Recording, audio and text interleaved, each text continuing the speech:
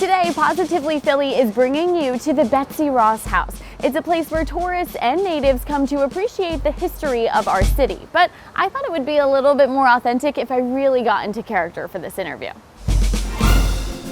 Here we go. I think we're ready to interview the director of the Betsy Ross House. Lisa, I'm going to welcome you on in.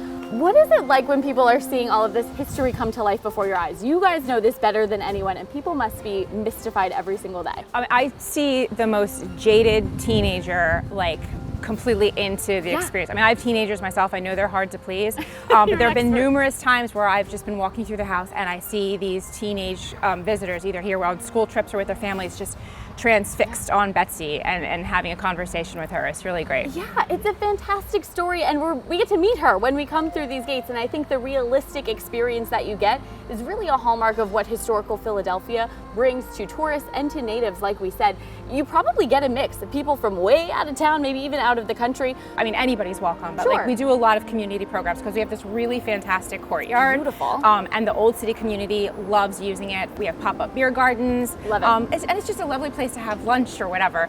So yeah, people come literally from all parts of the globe, and a lot of Philadelphians use our space too. Totally, that's what I was kind of surprised to see when I came. Of course, I came way back when I was young with my family to get the whole tour and get the full experience. But when we arrived today, you see people reading a book in the courtyard, having their lunch like you said. And it's nice to know that people get to appreciate this space for what it is. We, of course, jump on the whole spooky bandwagon. Love it. Just yesterday, I had visitors ask me, like, tell me some ghost stories about this place. Is it haunted? We do have some, and you can hear those ghost stories by visiting the Betsy Ross House in the fall. We also do spooky themed tours of the Betsy Ross House. So we dim the lights. We put additional macabre facts about life in the 18th century on the tour. And then even Betsy tells a more, spooky and eerie story about life in the 18th century. Yeah, anytime you can come and take the tour for yourself, and that's what we're going to do today. Do you think we can meet Betsy today? Of course, she'd love to meet you. We're going to meet her coming up. Thanks, Lisa. Yeah, of course.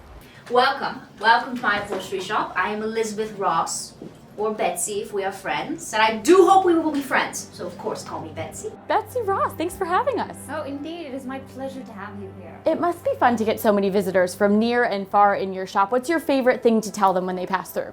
Well, I love most to tell them about a very important visit I had earlier this summer with three very important gentlemen. Who were they? And they were George Ross, who was the uncle of my late husband. They were Robert Morris, the wealthiest man in Philadelphia, and George Washington himself. This is the trio that can really make things happen.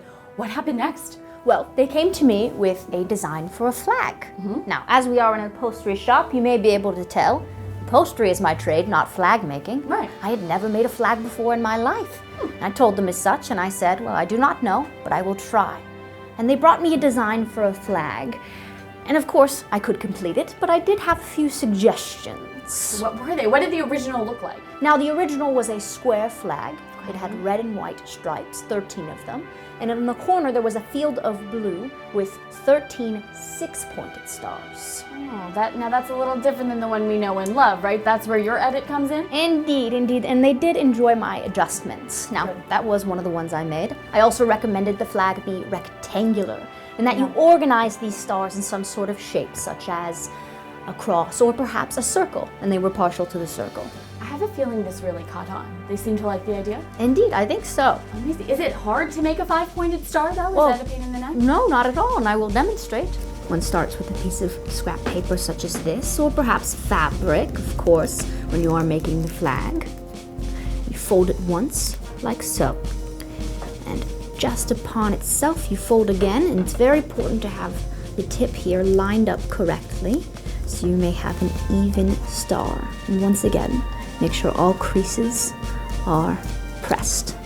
Then, one flips over the star and folds one more time, again keeping all creases as even as possible. Then, it is time for the scissors. Take your scissors and at an angle, one snips and one go, and unfolds. It's really quite simple. I hope I helped in some way and my expertise was helpful. I think it was. Betsy, thanks for having us. Of course, it is my pleasure.